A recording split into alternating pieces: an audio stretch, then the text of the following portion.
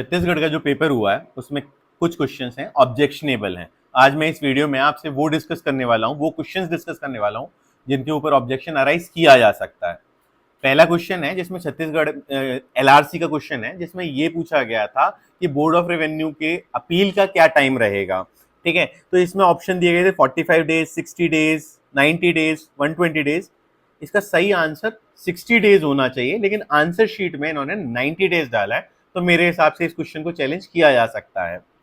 इसके अलावा एक और क्वेश्चन है, क्वेश्चन नंबर 48 है सेट बी का, जिसमें यह बोला गया कि छत्तीसगढ़ की जो टेनेंट शब्द जो है वो कहां डिफाइंड है। छत्तीस, मुझे लगता है इन्होंने एमपी अकोमोडेशन का सही आंसर दे रखा है, इन्होंने न्यूमेरिक वैल्यू ही गलत दे दी। इसमें 2i 2h 2f 2d ऐसे करके ऑप्शन दिए गए हैं, बल्कि वो न्यूमेरिक फॉर्म में होने चाहिए।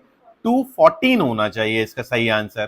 ठीक है, इसके अलावा एक जीके क्वेश्चन है जिसका मुझे लगता है कि आंसर की में आंसर गलत है। वो है कि कौन सी वाइल्ड लाइफ सेंचुरी है जो मैकल रेंज ऑफ माउंटेन्स के सराउंडेड है।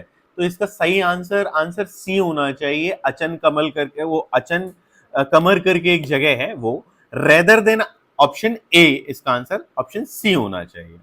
ठीक है, नेक्स्ट क्वेश्चन जो है वो ये है कि कोर्ट फीस एक्ट है, उसका सेक्शन 13 जो है वो किस चीज से डील कर रहा है। इसका आंसर उन्होंने सी लगाया है इंग्लिश में।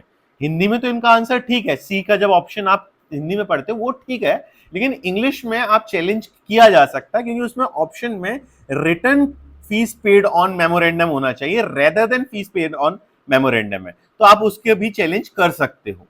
इसके अलावा एक क्वेश्चन है जिसपे ऑब्जेक्शन उठाया जा सकता है, आप उठाना चाहो उठा लो। उसमें प्रॉब्लम क्या है कि उसमें यह पूछा गया कि कोई व्यक्ति अगर समन्स को एब्सकॉन्ड कर रहा है तो कितनी पनिशमेंट मिलती सकती है।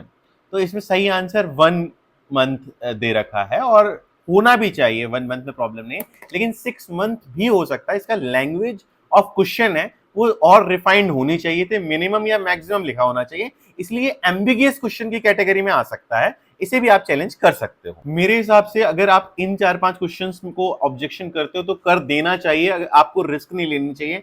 ठीक है, आपको इस बात को लेकर नहीं बैठना चाहिए कि कोई और कर देगा या करेगा, आपको ऑब्जेक्शन करना चाहिए, क्योंकि बेनिफिट सिर्फ उन कैंडिडेट्स को मिलता है ऑब्जेक्शन रेज करते हैं।